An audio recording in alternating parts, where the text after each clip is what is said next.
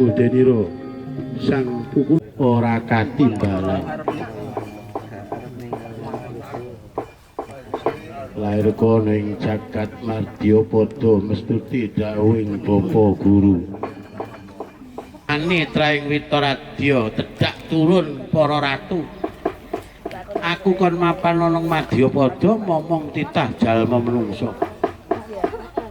Lah kok kowe kongkonan Bathara Kala kon mangan wong nang Sentosa seklangkung wicaksana. Nyrambahi dhateng sanak kadang tangga tepalipun satemandayani kegiatan dhateng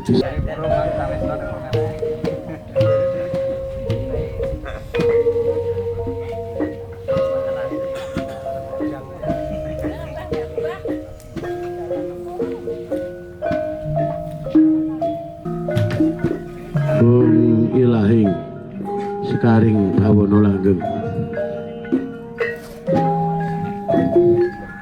ngata bagama nyaya jada palawa satada para canaha cangkem kumas saut untuku manik siung kuywang paksanaga lidah kuywang sarasakti raja pat kamerane sapa kamerane? Git. Git.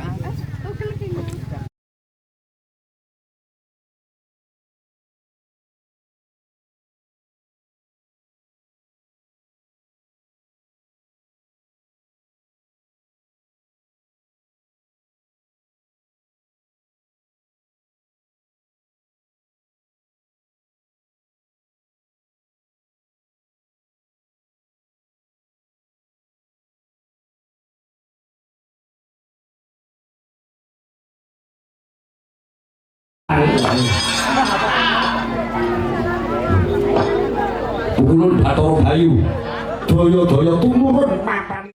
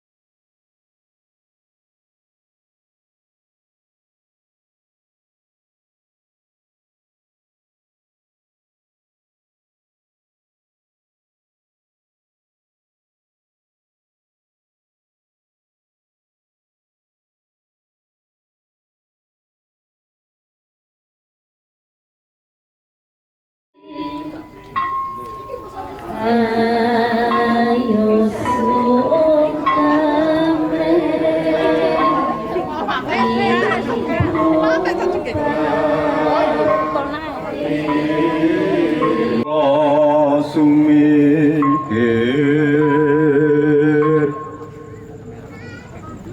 sing ahama sing hawulu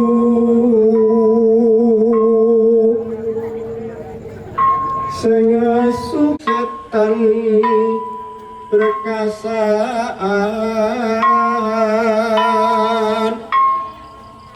amulya mring tawang-tawang rajamu iblis yo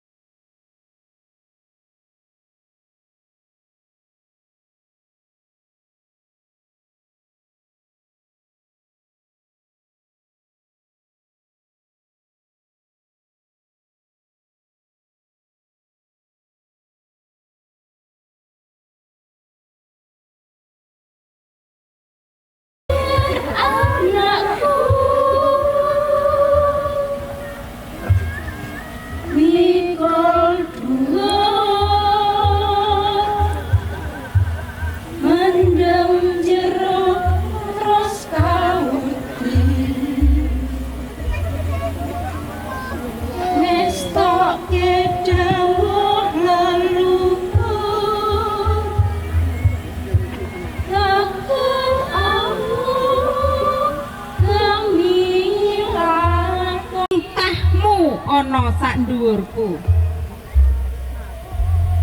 Ragamu mati balik ing sajroning bumi.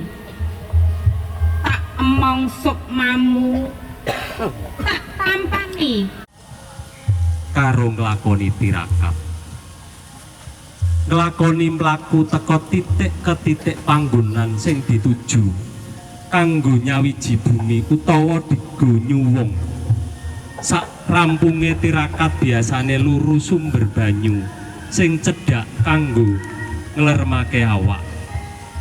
Memang iso dadi keseimbangan. Artine kehidupan iki ora mung ireng lan putih tok, sing terkadang diciptakake di satu titik dadi salah suwijine kekuatan. Wong dilarang bedakake bahkan memandang yen iku mengandung arti sing jero banget, sing artine menungso ning jagat iki dilarake bareng karo pangane. Wong kudu terus eling bumi, mergo awake dhewe urip mangan ngombe teka hasile bumi. Mergo kabeh iki kewajiban menjaga bumi itu sendiri supaya kita bisa terus merasakan kekuatan seberapa bumi selalu mengupayakan kehidupan untuk kita, bahkan air pun berasal dari dasar bumi. Dulur-dulur mekaten kirab cemani kula ajak meneng kula badhe ngeculke cemani menika sak rampungipun wangsul teng pendopo pengayoman sedaya. Matur nuwun.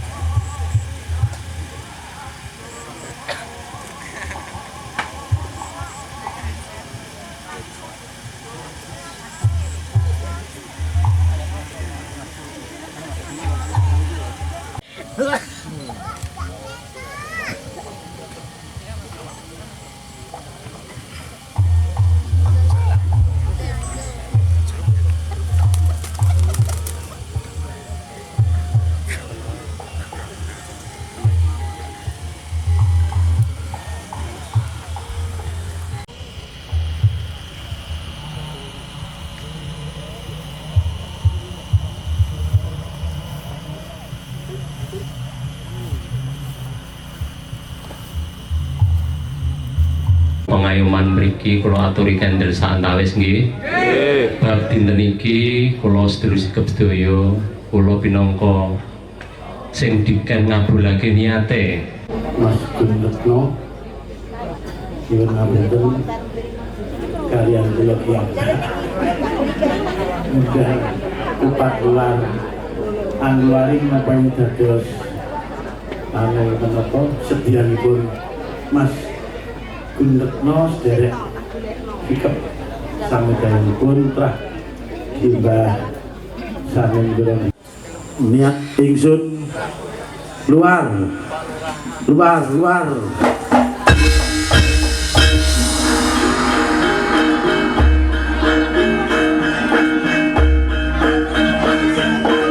monggo penyerahan taruh jaminan.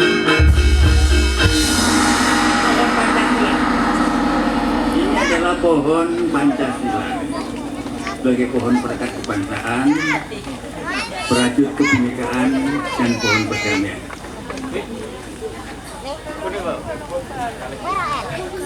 Salajengipun monggo ringgit Mas Gunretno kaaturaken.